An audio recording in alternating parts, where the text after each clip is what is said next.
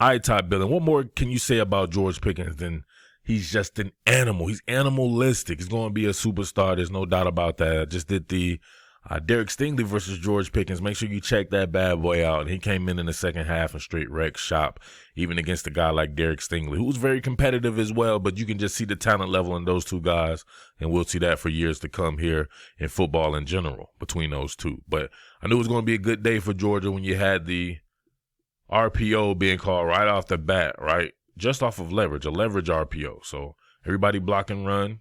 You see the cushion here, about a 7-yard cushion. And you know, in those instances right there, if you have a 7-yard cushion, all you got to do is switch to a hitch, shoot that bad boy out there, and let that be an extension of your run game, right? It's just a way to get that backside ISO receiver here isolated out in space, and you just never know what can happen. If he's out here by himself on a hitch, you can break a tackle, take that bad boy to the house, or give yourself a chance. But it just gives them more things to think about as well. You see him block and run, right? You see it, right? Georgia don't run RPOs, Cletus. Get the ball out, shoot it accurately. Hit him right on the numbers, allow him to turn upfield. He stumbles a little bit, but he still gets like a 7-yard gain or something like that. It's an extension of your run. Just a great way to switch stuff up on people. Keep them guessing. All right, so look at this 3-man concept into the boundary here. You're going to have a out route by Zamir White. You're going to have twin whips, right? You know I love them twin whips, baby. You know how your boy Murf does it. Twin whips. I'm not talking about rocking the Porsche, but you're going to have Charlie Werner on a whip right here, and you have the great George Pickens doing the same thing. So the thing about this is, if this is not man coverage and this is passed off with this whip, Fromm could be in trouble with something like this, right? Because this is in and out action, and if he stays here and passes it along, you'd be throwing it back out to a guy who could just kind of float the zone. Same thing here with these two as well. So he completely looks this down right here. He knows exactly where he wants to go. They're riding their individual assignments, so he's good with that. And you see the strong side linebacker here. He actually has Zamir White going out. So Pickens going to press this bad boy in, right? He's not even running it that hard. That's the thing about Pickens still. As great as he is, right, I know he's going to be a superstar because he still has room to improve. He's not chopping here. He's not really sitting it down, using his feet, making his feet do the work. He's just going off pure talent. Still able to create separation there, get upfield, do his thing right there. But you can see them doing and working different type of routes with him. All right, it was a good play right here, this flea flicker. Now, here's something like always got to be reading if you're the defense is what exactly is the offensive line doing, right? When it looks like a run right here, but you see them quick setting for a pass, right? They're kind of selling run, but they're retreating because it's technically pass protection. So they're still doing that. You should not be one of these guys, right? When you see that, I would automatically in my head be like, uh-oh, I've been duped. But you can see these guys even going hard in the paint with it. So Pickens does a good job of coming off the line, kind of selling it like he's going to block. Then darts on him. But here's the thing, right? Man, yeah, two guys running right here, but he wants George Pickens. This is a George Pickens game. I noticed Fromm, instead of putting air on this, right, and trying to get the timing game right with it, all he does is puts it on him. Puts it right on him. So maybe he could have let him or whatever like that, and it could have been what it is right there. But at the very least, I think they're drilling in their heads like, let's just complete these long passes. That's it. So he puts it on him, and the rest is history. So explosive pass from Georgia. So I can dig that, man. If you're having trouble with the timing issues on some of these long passes, sometimes all you got to do is just put it on the guy, right? He has enough arm strength to do that. Some guys can't get it down the field like that in that variety because they don't have enough arm strength, but he does. Stop talking with this arm strength stuff with Jake Fromm, man. It's killing me. What the hell are you dudes looking at? It's so dumb. Can you imagine if Georgia really got imaginative instead of running some of these bunch formations into the boundary, working into the boundary and all these tight splits and cut alignments and everything like that?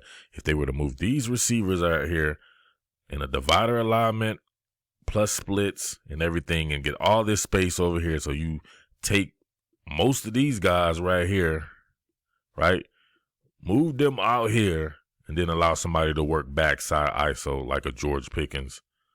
Come on, man. It would be amazing. All right, so here we go again. Front-facing play action fake. What is this? You guessed it. If they're able to, so this is different ways of putting pass tags on the back of a run call. Because this one, you're just going to shoot it to this particular passing play because there's no help over the top. Right? No help over the top. Why not?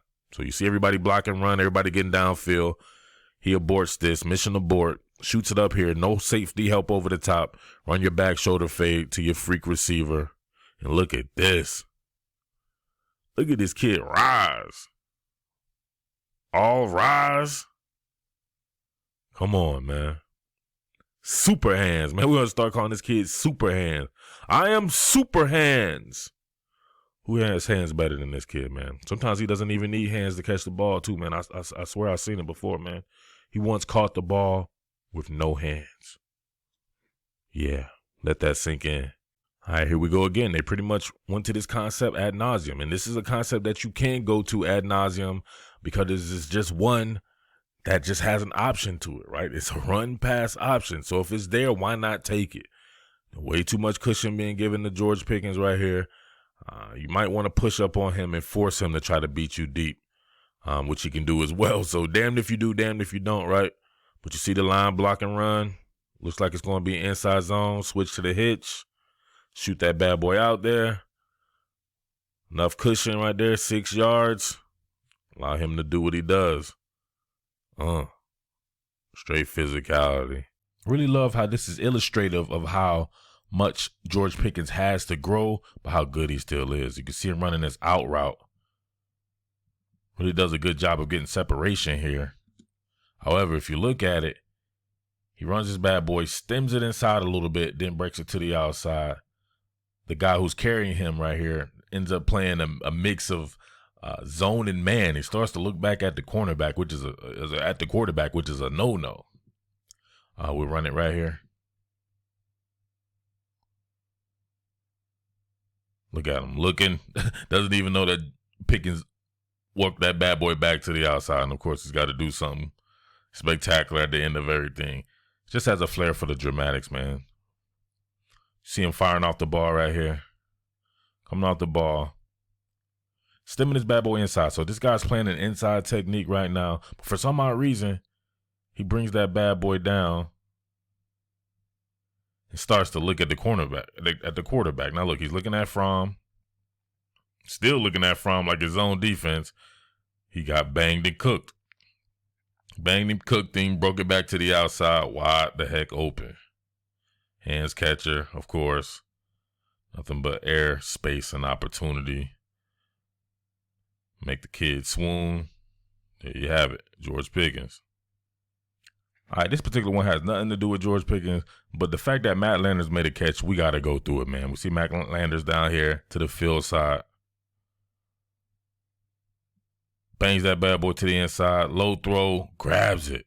Look at him excited. He's like, I caught the ball. I caught the ball. Look at I caught it. Everybody over there. Oh, got to hit the ground, though. He's Matt Landers. Can't stay on his feet. Boom. He's done. Cooked. Out on his feet. Look at him. Back to stripping like he did. Remember he caught the touchdown from Justin Fields in the game and he was all up in the bushes, bent over and stuff. Come on, man. But check this out.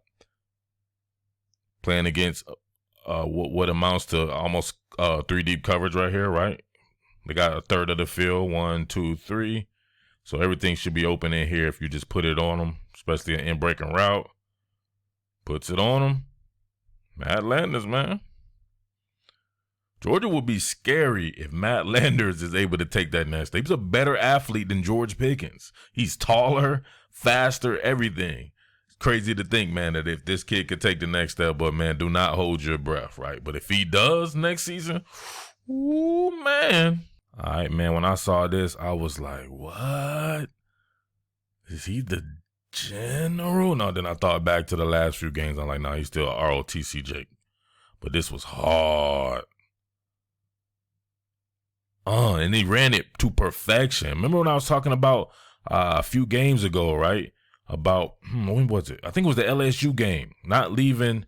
Look at where he's positioned at first and foremost, right? So he's inside the numbers this time instead of on the numbers or on a plus split.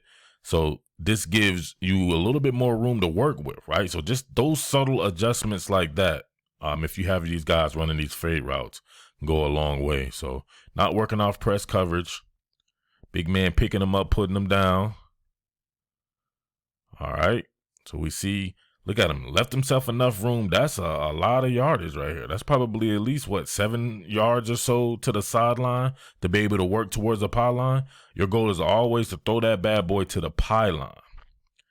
And he's got good separation on this, and he leads him almost directly to the damn pylon. Look at that, right over the shoulder. Ken Griffied him. That's a hell of a throw, hell of a route. Gets inside the pylon. Man, what more can I say? That's hard. Man, this was, as I've shown before, they've run a ton of RPOs in this game. This was a lot of pass tags on the back of run calls. But you're going to have a shotgun OH on this, right? Pulling Kenley. Got Werner from the H-back spot. Then you got McIntosh right here. My boy Kenny McIntosh coming around. You can see the counter motion from him. He was going to come out here. But Fromm aborted it. I guess he liked the leverage that he could see to get this quick hitch out here to your boy Pickens. Quick hitch. Let him do his thing. Have him gain a few yards. But look at this. I really like this. This is a little different there. See it? Everybody blocking down on the right side. Pulling Kenley out. Kick out the end man on the line of scrimmage. Got a search through here by Charlie Werner. That would have been a kind of a dope run, a little bit different of a scheme that they've run before, but calling pass tags off the back of a run call with it. So I don't know, get that man the ball. This was a very Julio Jones-esque game plan where the Falcons just target him a million times and just force you to do something different. And Baylor had no answer for it. All right, last thing, doesn't have anything to do with George Pickens, but it kind of illustrates some of the frustration that I've had with this offense and the deployment. 12 personnel, 2 tight ends right here. Neither one of these guys are dynamic athletes.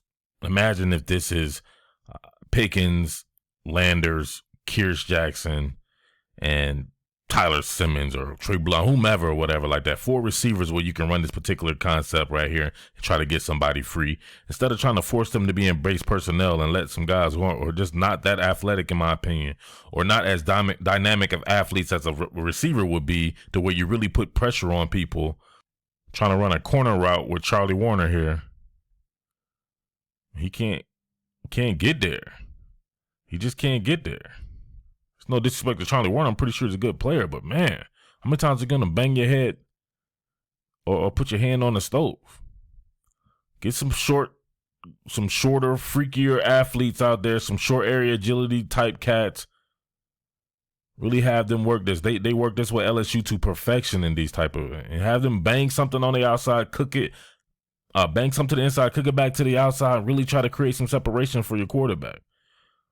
Right, there's no separation here. He's just going to have to put it up for a guy who's not going to go up and get it or make anything happen. I don't know. That's a little bit of my frustration right there. But it is what it is. It was a great game by Georgia. It was a great win. Don't let anybody else tell you anything different. The cards were stacked up against it with all the players out and everything. And, hey, they put on a pretty good performance. So they did what they had to do, targeted George Pickens 50 million times.